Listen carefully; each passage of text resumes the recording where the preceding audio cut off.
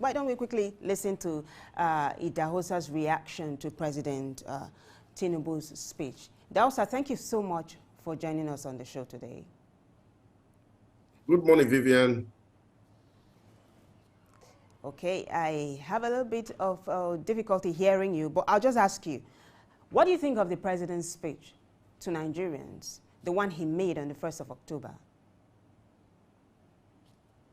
Well, I think that the address to the nation, as it is written and delivered to my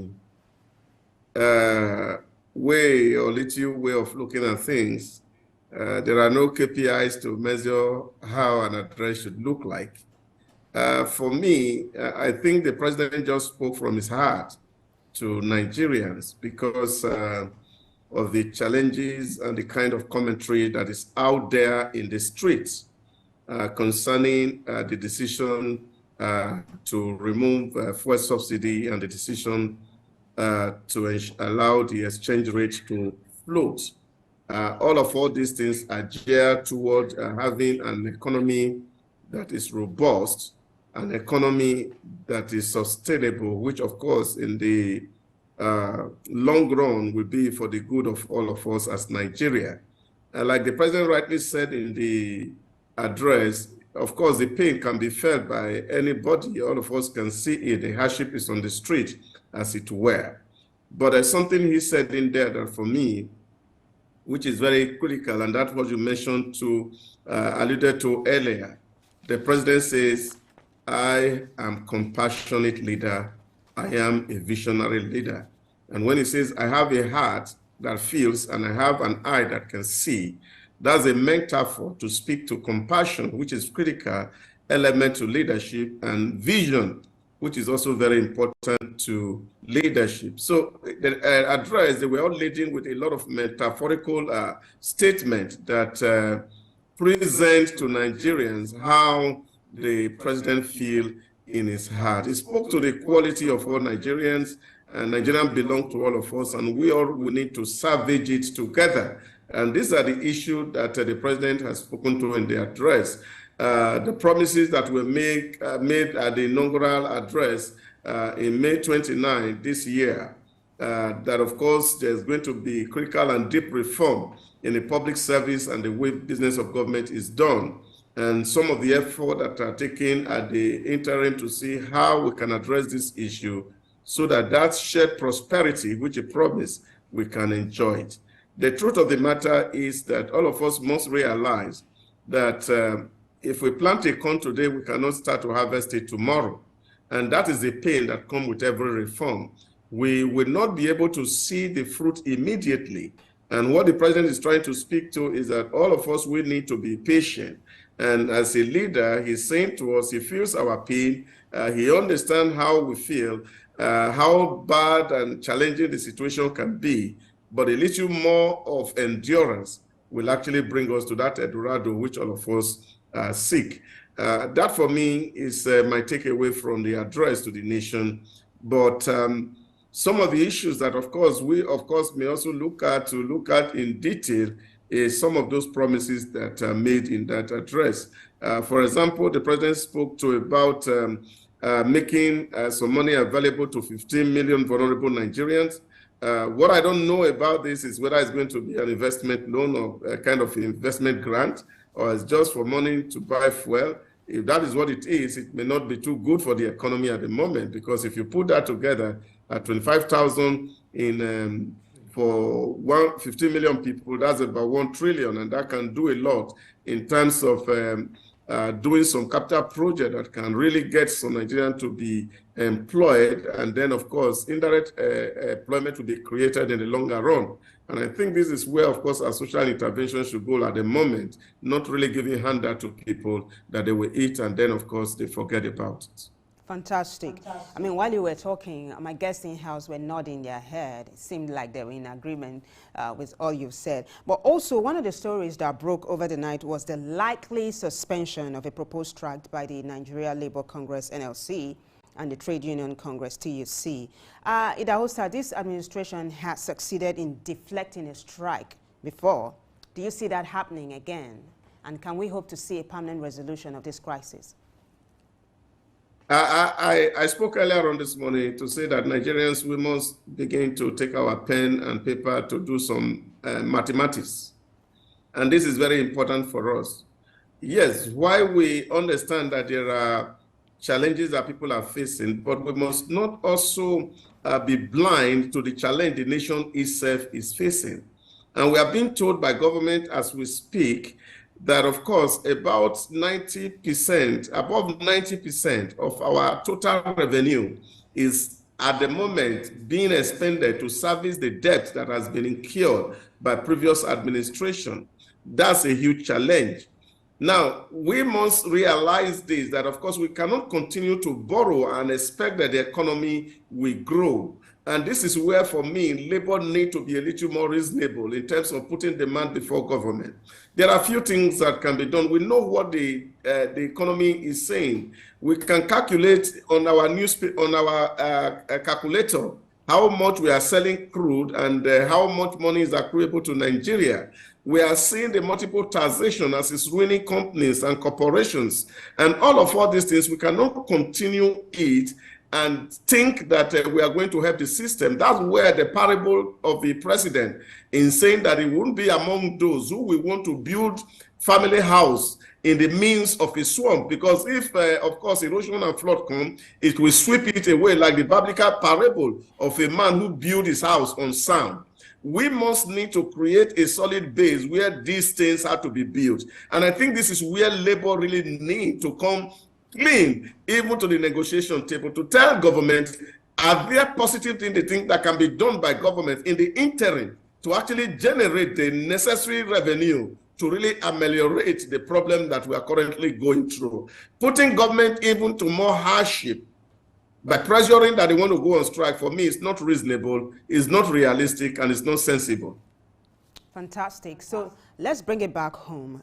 Diversifying the economy, you spoke to the nation's economy and how things must be done to ensure that Nigeria is prosperous again, which speaks to the theme of this year's anniversary celebration, which happens to be renewed hope for unity and prosperity.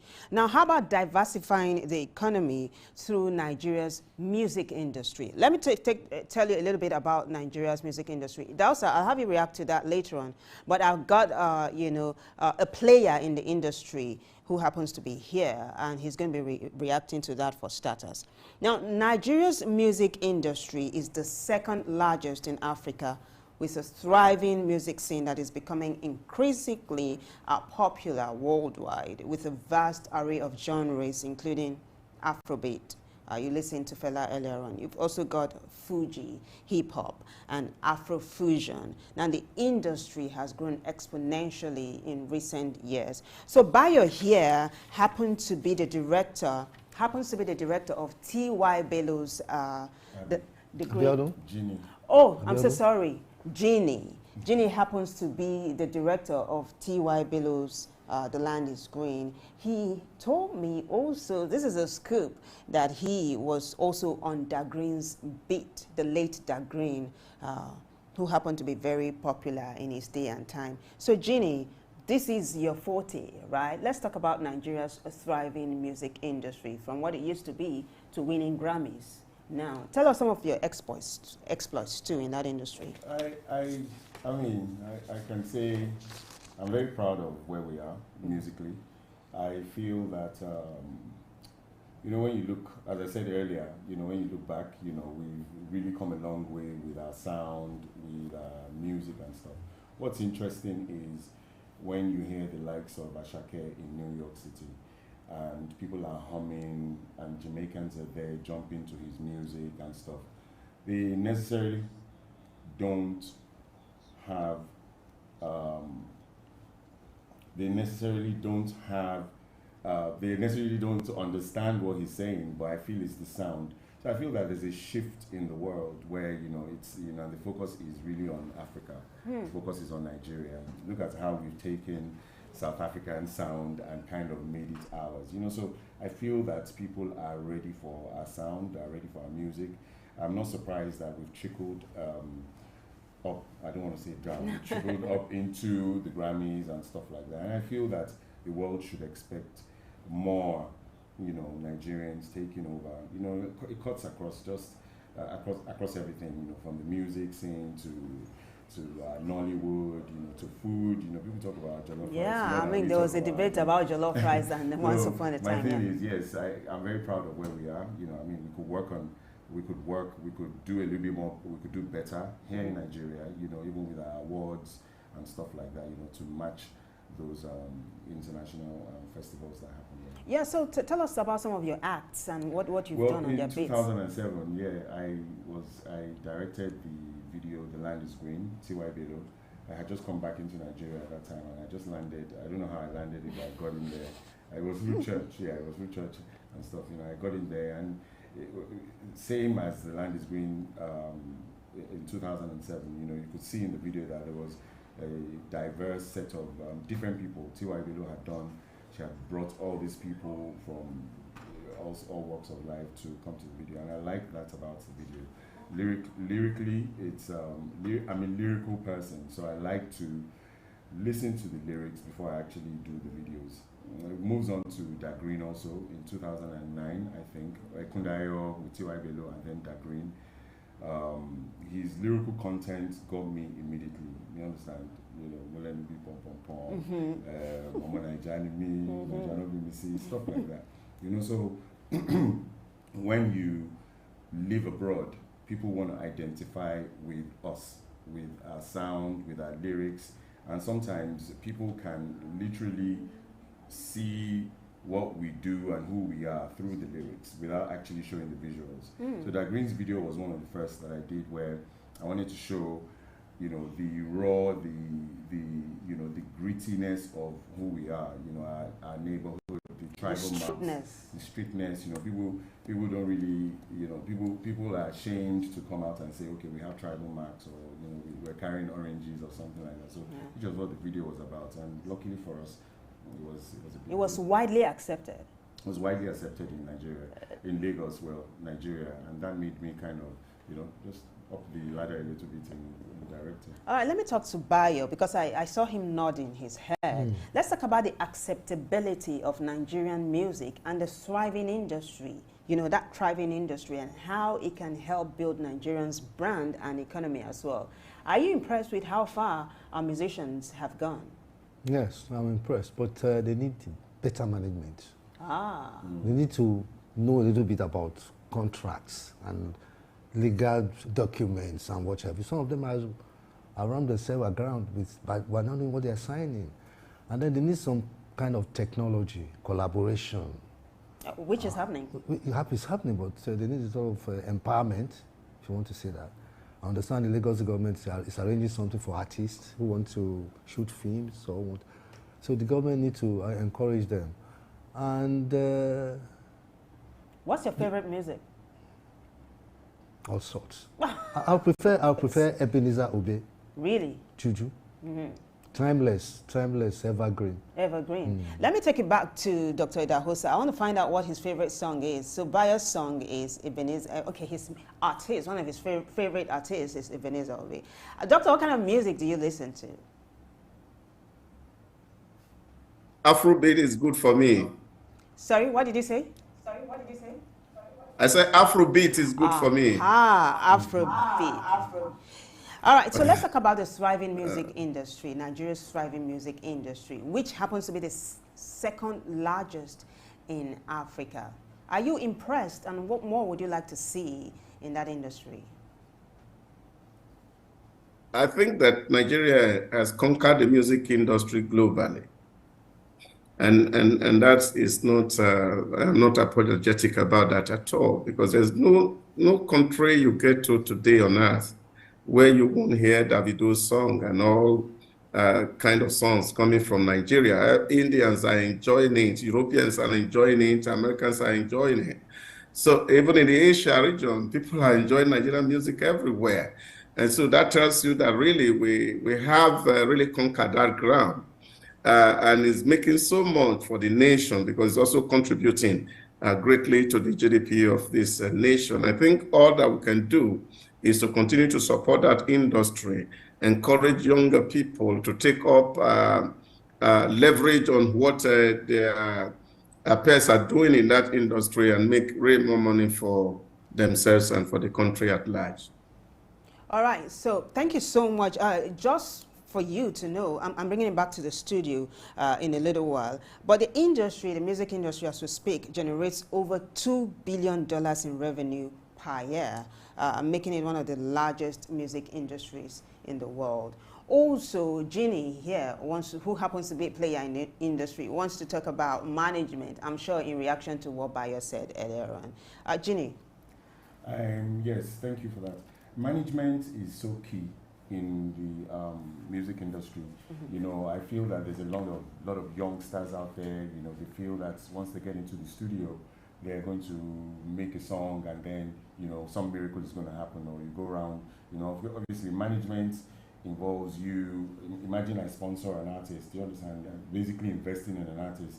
I'm probably going to just lock the guy in or the girl inside there and make sure that this is how we should do this and stuff. So people need to actually get a little bit more trained about how to manage musicians. I remember when we lost that green, obviously it was kind of, you know, attached to bad management, because you don't invest all that money in an artist and have him driving around at night and stuff like that. So people need to really, you know, fill the knowledge gaps and, you know, learn a little bit more about how to manage musicians and stuff, because it's a growing industry. The new media is growing every day. I feel that management is key in that, you know. So people can do it by themselves, but I feel that management is key. Look at the recent thing going on with the, I don't want to mention the name. You can, it's free. I think I know who you're talking about. Right, already. but you know, the Malians and the guy we just, Mobile that we just lost. It's such a shame that, you know, we had to see stuff like that goes on behind the scenes, you know, and clearly that's bad management and poor management coming from that team.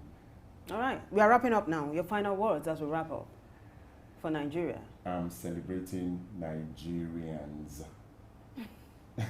Not Nigeria. Okay. You know? That's a very pregnant statement. Okay. Which we might unpack some other time. Bayodu, what are your last words? I want the leadership to take the people into consideration. There's something called public interest and there's something called private interest. Let the leaders follow public interest. Fantastic. All right. Let's have Idahosa give us his final words. Your take, Idahosa, as we wrap this up, as regards what you expect Nigeria to be like, say 2, 3, 4, 5 years from now. The promise is great. We just need to keep faith. We need to be very hopeful. Nothing is wrong with Nigeria. What is wrong with Nigeria is Nigerians. And we need to really have a mind shift and then prioritize our nation above selfish and individual interests.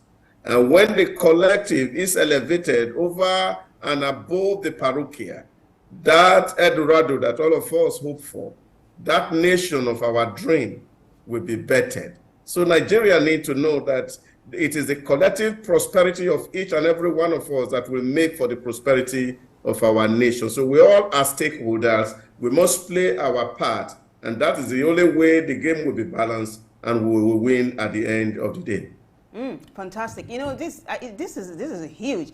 I mean, Idahosa says the only problem with Nigeria is Nigerians. And then Ginny here says he celebrates Nigerians and not Nigeria. But then President Tinubu says Nigeria must be owned by Nigerians. Well, thank you, gentlemen, for being a part of the show today.